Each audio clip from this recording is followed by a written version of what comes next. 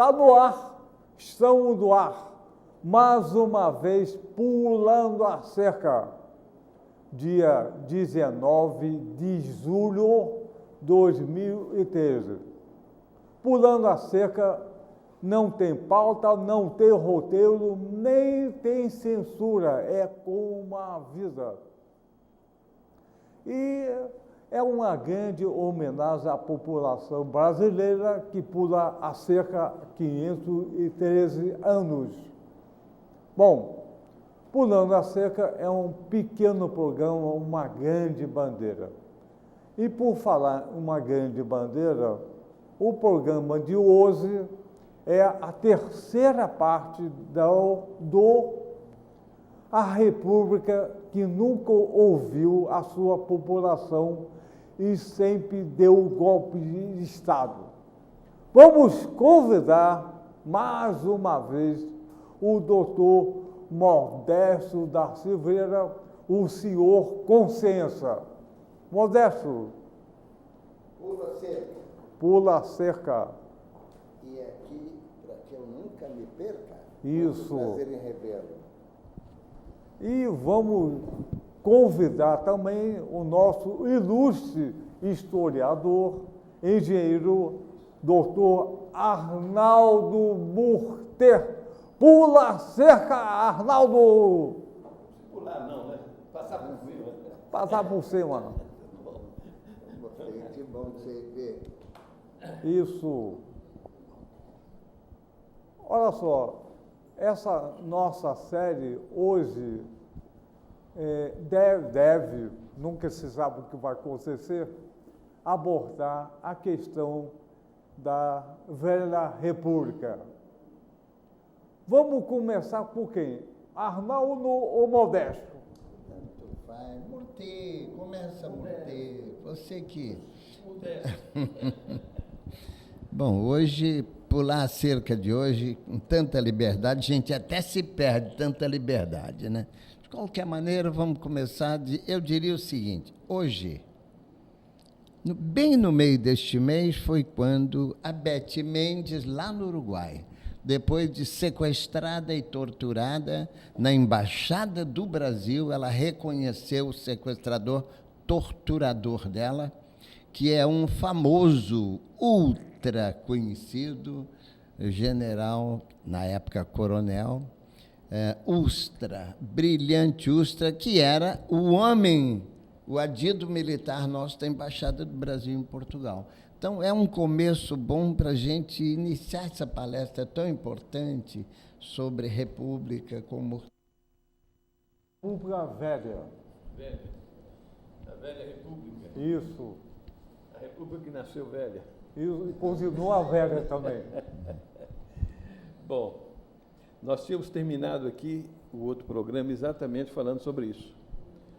Quando ocorreu a proclamação da República, como é que ela ocorreu, em que bases, o papel dos militares e o papel dos positivistas, que deram cunho ideológico da Revolução de 30. Por falar em República Velha, os positivistas, eles não consideravam a questão social como uma questão maior. Eles tinham como lema uma frase que está escrita lá no templo deles, que tem ali na Glória, é o amor por princípio, que ainda está por definir, que amor é esse, né? A ordem por base e o progresso por fim.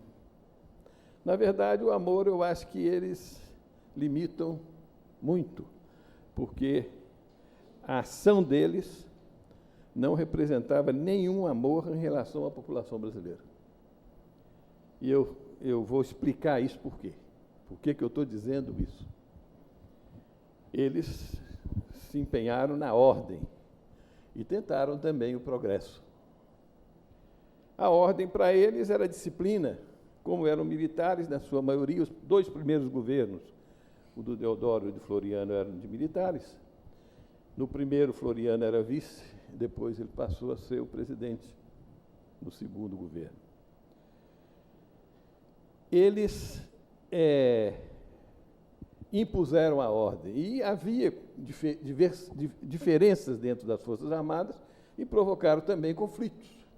Houve a revolta da Armada naquele período. E logo depois, ainda no primeiro governo de Deodoro, eles tentaram um artifício para mostrar um diferencial entre a República e o Império.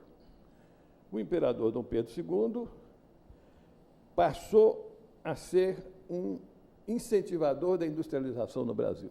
Quando sentiu que o patriciado, proprietário de terras e os agentes do comércio internacional, eles não davam sustentação política para ele que ele necessitava. Era preciso conquistar o apoio dessa burguesia nascente.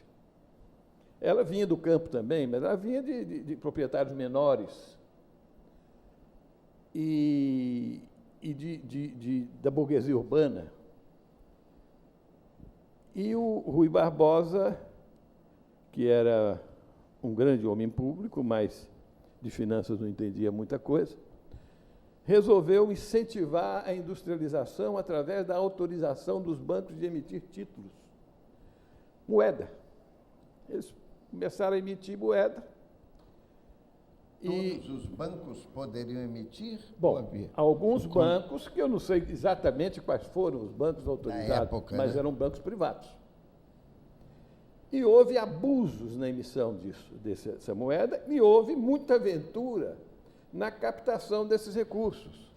Os caras se lançavam como empreendedores sem ter a habilidade, sem ter os fundamentos, além da habilidade, o conhecimento técnico, o conhecimento gerencial e não tinham também suporte financeiro. E houve uma quebradeira geral. Aí ficou sendo chamado o fenômeno do encilhamento. O encilhamento é a última fase da preparação da montaria para a corrida de cavalo. Né? Quando você põe a sela no cavalo, isso chama encilhamento. E aí já bem no começo da República. Por que o encilhamento? Porque quando eles compararam com o encilhamento à medida do Rui Barbosa, porque eles geraram uma euforia como a euforia dos apostadores no jockey. Então, é aquele negócio aí no palpite. Não havia nenhum fundamento maior do que o palpite. Aí foi a quebradeira geral. Ali começaram as pendengas financeiras da República. Isso foi no século XIX. 1892 ou 93 que aconteceu esse fenômeno. Começo da República. No começo da República. Parece que 93. Mas isso é só para dizer o seguinte: eles não entendiam muito de progresso. De ordem, sim, de progresso, não. E naquele mesmo período, existia um fenômeno no Nordeste que era aquela fome endêmica, aquele subemprego endêmico e um sistema de exploração brutal do camponês que levava hordas de gente faminta pelo meio das estradas. E apareceu um homem chamado Antônio Conselheiro, que era um místico, e saiu por ali dando apoio às pessoas, conforto moral e espiritual. E foi ganhando adeptos e as pessoas começaram a ir atrás dele, etc. Ele, aos poucos, ia aumentando a tropa dele e chegou um momento, houve uma grande seca no Nordeste e o número de pessoas cresceu na horda que acompanhava o Antônio Conselheiro. E as pequenas aldeias, os vilarejos, não conseguiam mais dar sustentação àquilo, eles não tinham como viver. Na estrada não tinha comida. Então ele resolveu fazer um assentamento. e criou o Arraial de Canudos. O Arraial de Canudos era uma comunidade que merece esse nome, porque as pessoas tinham o que precisavam e doavam o que podiam. É a verdadeira comunidade. Todo mundo tinha o que comer, porque eles plantavam. Seria um arremedo do que a filosofia idealiza como anarquismo Não, filosófico, não estou falando. Não é anarquia, não é fazer o que Mas era entende. comum, não era? Não, tinha uma direção bem forte, que era uma direção espiritual, que era do Antônio Conselheiro, com os seus seguidores mais próximos, que formou um conselho. Mas no Cada plano, um com sua no especialidade. plano material, todos comiam mais ou menos igualmente, ninguém ia morrer de fome, como ninguém abusaria dos seus recursos. Olha, funcionava mais ou menos como as comunidades da Idade Média, a propriedade comunal da terra, que depois deu origem à palavra comunista. Não é o comunismo, mas é a palavra. Comunidade. Né? E o povo foi vivendo ali, e o Arraial foi crescendo, e aquilo começou a incomodar as elites. Deve ter faltado mão de obra para eles, porque as pessoas estavam em dificuldade, eles exprimiam alguém e as pessoas fugiam para Canudos. E começaram as denúncias de que Antônio Conselheiro era um subversivo e que ele estava querendo derrubar a República, e a República fez aquilo que ela sabia fazer, que tratar a questão social como caso de polícia. E mandou um contingente militar de 100 homens para combater aquilo. Antes que comece a guerra, primeira guerra, né? Me permita uma colocação que eu li uma ocasião, não me lembro do autor, mas uma coisa interessante.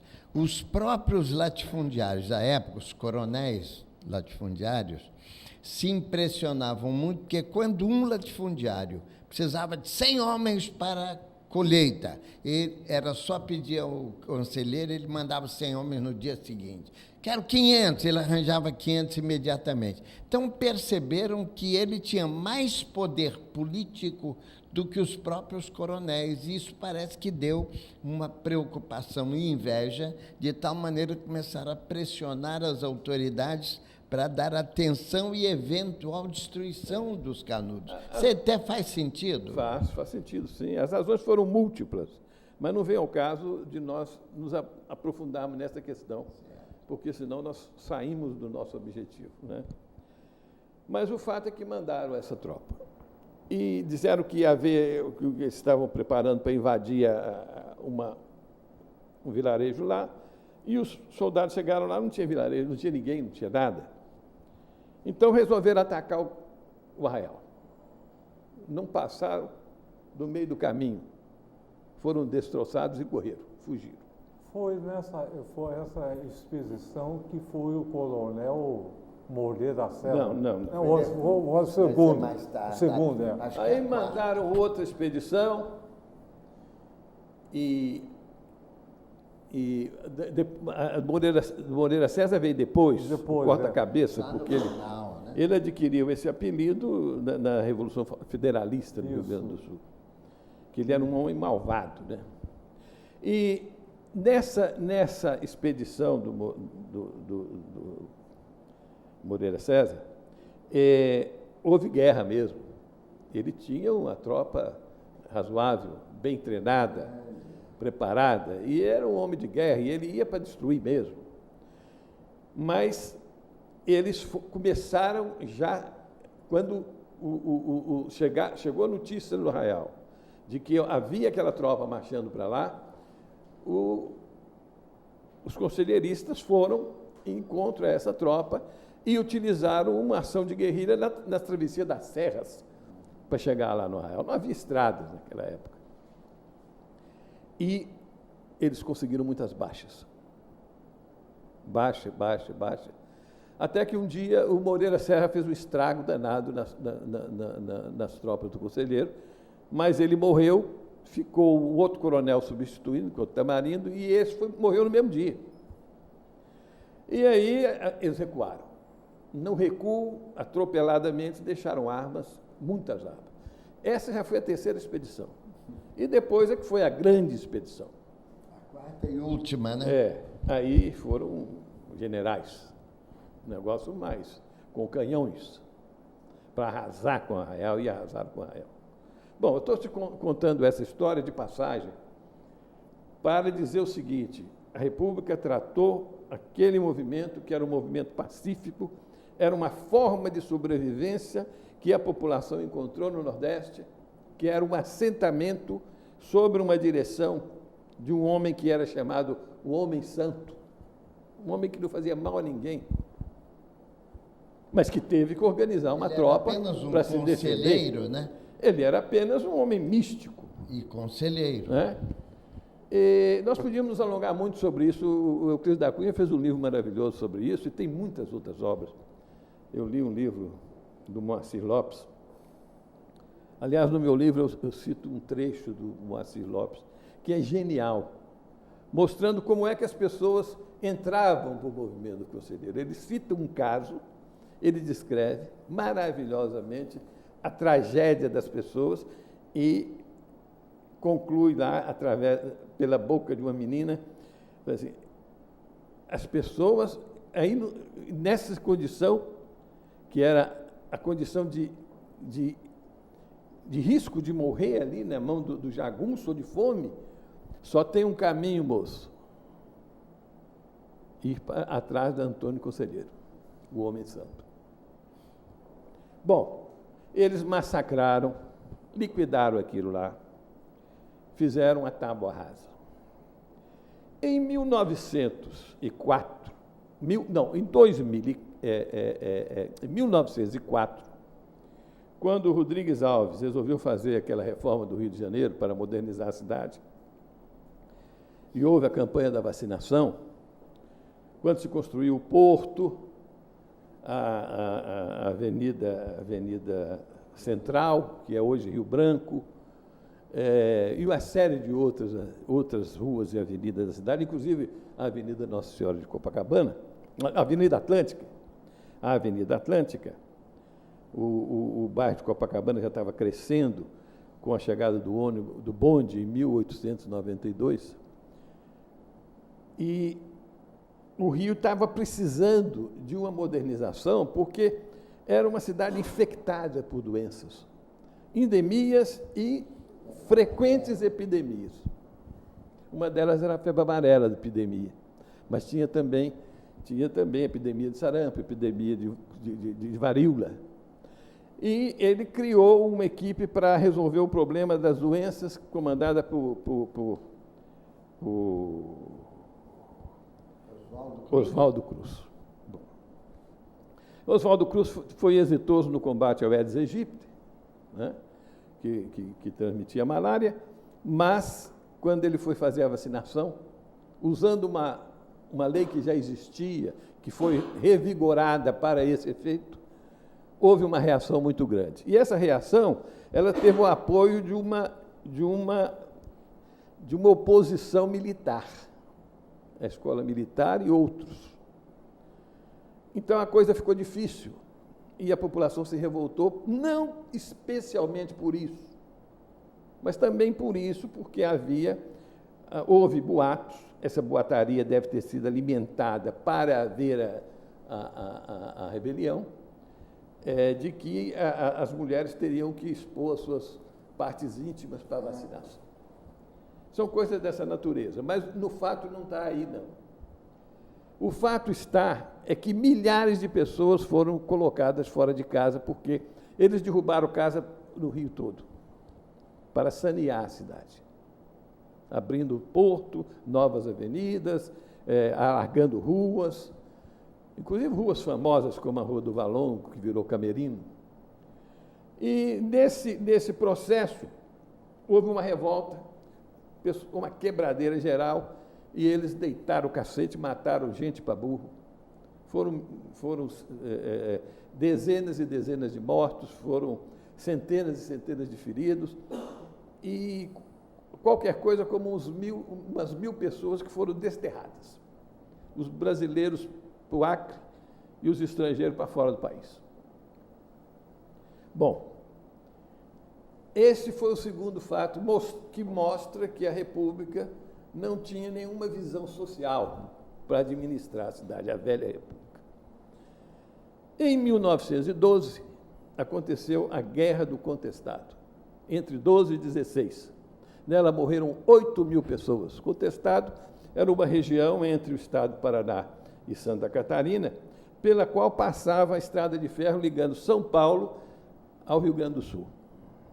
E havia uma concessão dada à empresa que teve a concessão para construir a estrada de 15 quilômetros para cada lado, como propriedade que podia ser vendida.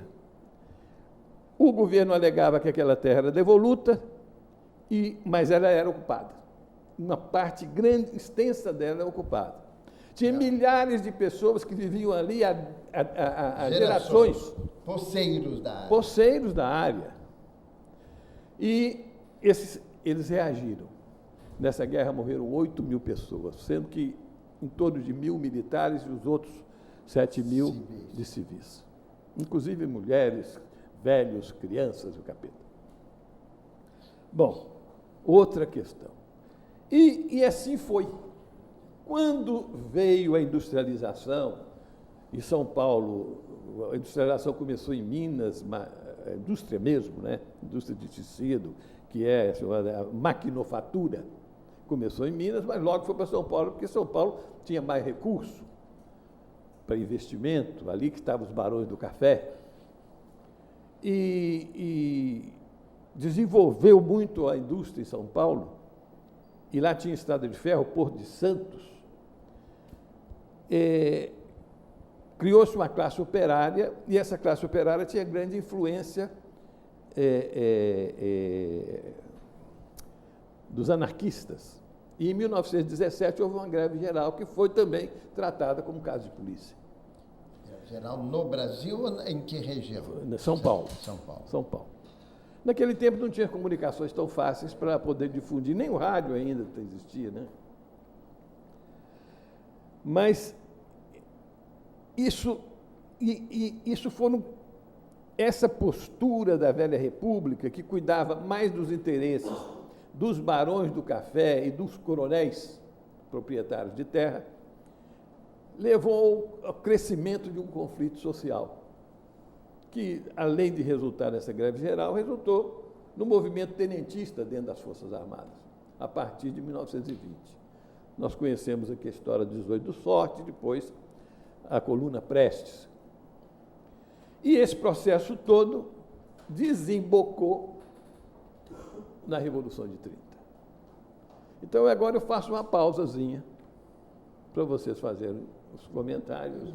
Quero um comentário que você fez uma afirmação muito interessante e eu me lembro de alguma pesquisa que eu fiz. Você afirmou que nessa Guerra do Contestado morreram cerca de 8.000 brasileiros, sendo que militares cerca de 1.000.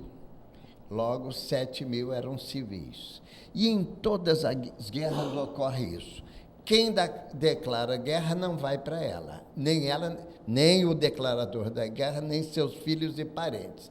Eles convocam os civis para irem morrer por eles. E mais, os que são militares de carreira, em geral, ou é um sargento ou um tenente comandante inicial, mas os generais ficam nos quartéis sem perigo e os seus filhos ficam em casa. De qualquer maneira, o que mais me chamou a atenção, né, dessas mortes é que, em todas as guerras, os militares é que seriam os combatentes, mas quem morre são os civis, geralmente até os indefesos. Mas os velhos, as crianças, as mulheres e os civis em geral. Morrem 10 por 1 ou 8 por 1, como você disse aí. Como eu estou fazendo isso de pincelada, eu chamei Guerra do Contestado, porque esse é o nome que a história dá. É, do contestado. Mas, na verdade, foi um massacre. É. Na verdade, foi um genocídio. Porque as tropas estavam bem armadas. Era exército e as polícias dos estados. né? Naquele tempo chamava-se Força Pública. E a população não, a população tinha que as espingardas de caça. Quando tinha. Quando tinha. Então foi um massacre. O importante é que isso durou 4 anos. Quer dizer, a população resistiu e não saiu dali, talvez porque não tivesse para onde ir, mas não foi só por isso, não. É porque tinha direito mesmo de estar ali. Aquela terra foi trabalhada por eles, foi desbravada por eles. E por que tem que doar um aventureiro, construtor de uma estrada de ferro, por concessão? Violando uns E esse aventureiro se chamava Farquhar. Farquhar. Farquhar, aquele mas lá esse do Acre, é famoso o mesmo no do Brasil. Acre, que matou 1.500 Ele pessoas veio nessa estrada do Acre. esfaqueando o Brasil até depois de... Farquhar não era até só depois aventureiro. do Ele Arthur não era Bernardes. só aventureiro, porque ele era um homem técnico e era o administrador de ferrovias. E de mais que isso, transporte. ele era o grande lobista do Império Britânico e Americano. Vou chegar lá. Mas ele era, sobretudo, aventureiro. E era o procurador dos investidores americanos. E ingleses também. Ingleses em segundo plano. Porque, na verdade, ele foi enviado aqui pelos americanos. Ele tinha um cargo de vice-presidente de uma grande empresa de transporte de Nova York. E foi mandado para cá porque as concessões eram fabulosas. Parece as concessões de hoje no Brasil. Parece que não mudou nada. Olha, mudou muito o pouco. negócio do Farquhar, que todas as pessoas podem conhecer, porque basta entrar na internet, talvez não encontre todos os dados, e talvez alguns dados não sejam muito confiáveis, mas é um ponto de partida. Farquhar com K, com Q. Q-U-A. E tem um H no meio. Se Tem me um permite H. uma intervenção, esse Farquhar, que era britânico, ele era inglês, né? Prestava serviço a grandes interesses internacionais. Eu acho que ele não era inglês. Não, parece que ele obteve depois outra porque nacionalidade americana também. Toda a vida profissional dele aconteceu nos Estados Unidos. Pode ser que fosse descendente ou até migrante da Inglaterra, mas ele veio dos Estados Unidos. A internet vai nos responder. Não, mas o que eu já me lembro... fiz essa pesquisa há muito Já tempo. fez? Não, mas qual era a nacionalidade dele, então? Americano. Americano, desde nascimento? Não, né? Não, isso aí Pois é aí que eu estou questionando. Não, eu não vou entrar nesse detalhe. Bom, de qualquer maneira, tá me Arnoldo, você falou, o que mudou, se é que mudou alguma coisa, do Império para a República Velha? A não ser essa... progresso e amor. O que mudou foi simplesmente o mando que foi transferido da dinastia Orleans e Bragança, né, da nobreza, para a burguesia, que naquela época a burguesia no Brasil era representada pelos donos de terra e pelos grandes comerciantes, sobretudo os exportadores e importadores. Até mesmo a indústria era nascente. Não houve tempo para se formar uma burguesia industrial que pudesse conduzir a República.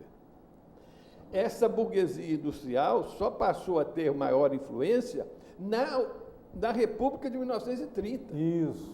Então tem um período que a mudança foi... A velha República é a República que foi dirigida pelo patriciado, os grandes proprietários de terra e os comerciantes que trabalhavam com exportação, importação e com os banqueiros.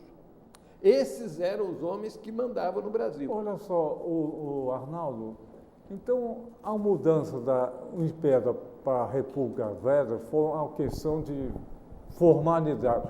Por que usaram os militares para transformar o Império em República Velha? Olha, eu não sei se usar os militares, não.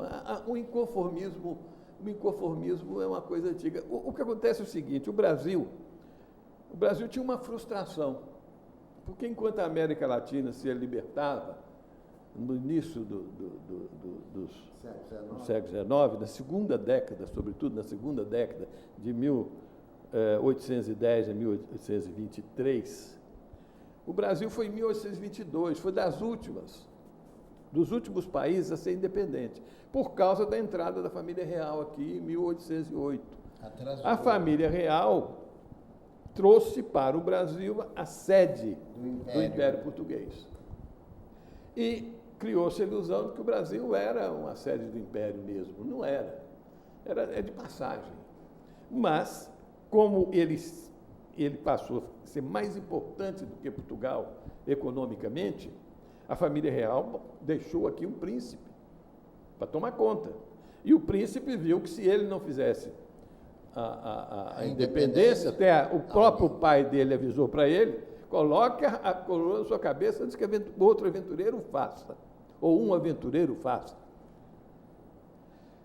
Então, havia essa frustração. E existia outras frustrações. A devassa, por exemplo, deixou uma marca profunda em certos setores da sociedade brasileira. A repressão produzida em resposta à Inconfidência Mineira. E essa mágoa, ela atingiu a região cafeeira, por exemplo. Aqui no Paraíba, no Rio de Janeiro, parte das famílias grandes proprietárias dessa região eram gente de Minas Gerais que fugiu de lá em função da devassa. Tinha seu dinheiro, era o pessoal do ouro, que comprou terras ali e fez fazendas de café. São as famosas fazendas de café que vêm dessa origem que você disse, são lindas, belas aí, você olha do Vale do Paraíba, que vai até São Paulo. Que a arquitetura é tipicamente a arquitetura colonial mineira. Então, olha bem, eu não vou dizer que usaram os militares. Os militares, por sua vez, eles tinham muita força. Eles estavam sustentando o governo há muito tempo. Quantas revoluções, quantas rebeliões aconteceu no Brasil no período do Império? Várias. Cabanagem, Sabinada e por aí afora. A última foi a Praieira, que produziu uma guinada na posição de Dom Pedro II, quando ele sentiu que havia uma reação popular que o patriciado não ia garantir no poder. E ele, então, abriu o governo ao incentivo à industrialização do país, até afrontando a Inglaterra. O Arnaldo, vou perguntar a você. Quando houve a proclamação da República, tá bom, foi um movimento militar. A população participou de alguma forma dessa proclamação ou ficou alienado? Os textos da história dizem que sim, que houve uma repercussão muito favorável à República por toda parte do Brasil. Mas a República, as pessoas parece que não tinham consciência do que era. Sim. Inclusive, eu li há pouco tempo um texto de uma historiadora chamada Heloise Starling, falando sobre essa questão. Ela escreveu num livro que foi editado pela Universidade de Minas Gerais, chamado O Retorno do Republicanismo. Um artigo do livro é dela, e ela fala exatamente sobre isso.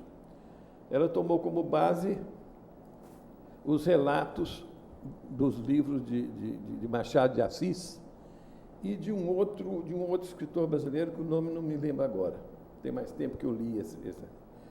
E ele falando sobre essa questão, o Machado dá a impressão de que as pessoas não tinham a menor consciência do que vinha a ser a República. Até porque não havia experiência histórica. Olha, na época, quase todas nesse eram monarquia, todas as nações eram monárquicas. Até nesse aspecto, parece com a situação que nós estamos vivendo hoje. Nós estamos vivendo uma crise mundial que começou em 2008, não terminou ainda, e o pessoal pensa que o Brasil está fora dessa crise simplesmente porque tem chuva de dólar aqui. Essa chuva de dólar não é benesse, não. Esse dólar está entrando aqui para comprar o nosso patrimônio. Já comprou metade da indústria brasileira depois disso. Quer dizer, você vê o seguinte, né? Há 30 anos atrás, o capital estrangeiro dispunha de 25% da indústria brasileira. De lá para cá, ela mais que dobrou, e o capital estrangeiro passou a participar de mais de 70% da indústria. Olha aí, e eles estão comprando terra, estão comprando participação em todas as empresas, até na mídia eles têm. Há uma autorização legal para se vender 30% das ações da mídia. Pois é. O estrangeiro. E era proibição na saúde, constitucional. Era proibição. Proibição constitucional. Está aqui um constitucionalista. Você vê, embora seja proibido que a mídia tenha propriedade ou direção de estrangeiro, apesar disso, por trás da mesa, por trás das cortinas, ela domina a mídia brasileira por várias formas, sobretudo por falsas publicidades ou publicidades com aparência de informação. Então, e não é informação coisa nenhuma, é publicidade indireta. Então, o Arnaldo, o Modesto, parece que a situação mudou muito pouco desde a velha República à atual moderna República. Espera aí, nós temos pouco mais de um século nesse processo. Em termos históricos, é pouco tempo. E houve uma mudança radical a partir de 1930, Sim. no contexto social. Porque a Revolução de 30, ela foi uma revolução que avançou enormemente na questão social. Você vê, por exemplo, que quando a República foi instituída, tinha havido uma lei anterior, que parece que saiu até da pena do Rui Barbosa, que é a Lei Saraiva, que impediu os analfabetos de votarem.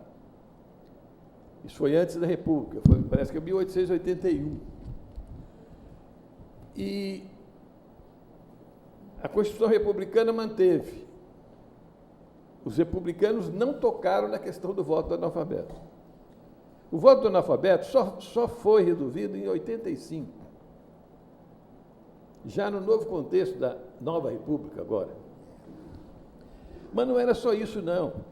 Como o voto era um voto censitário, quer dizer, só quem pagava imposto tinha direito a votar, e o voto feminino também não era permitido, os eleitores da República Velha eram menos de 20% da população. Quem deu o voto feminino foi Getúlio Vargas em 1932. Então só votava homem se fosse branco e rico. Exatamente. Não digo que ser rico, mas alguém que tivesse... Sem ter propriedade. Propriedade. Propriedade. Exatamente. Era um pouco o modelo grego de 2.500 anos atrás.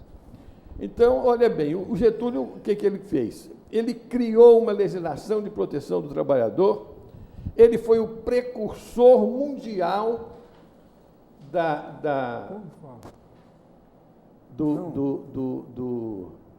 Ô, Arnaldo, vamos, está quase terminando esse programa, o próximo programa é a Nova República.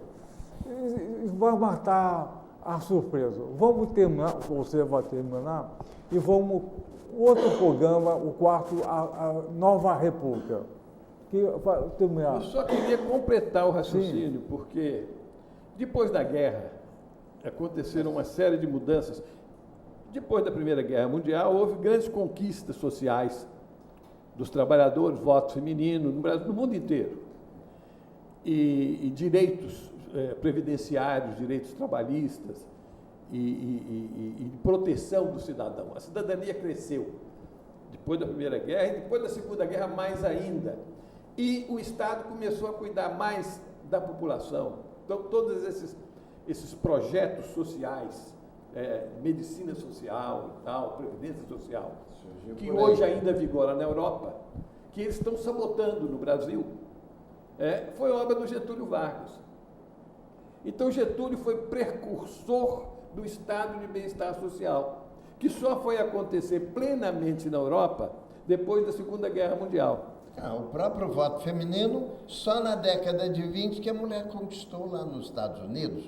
E a Inglaterra quase ao mesmo tempo também, e aqui logo depois. Então, houve muita mudança, mas é preciso haver mais mudanças para que nós caminhemos para a verdadeira república. Até agora, a república continua uma utopia.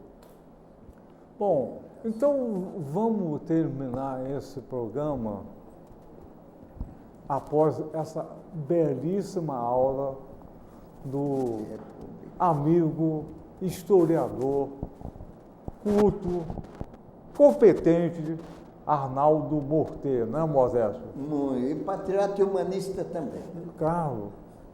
Então, vamos terminar o programa. 1, 2, 6, pulando a cerca. Com vocês, mais uma vez. Valeu! Valeu, valerá.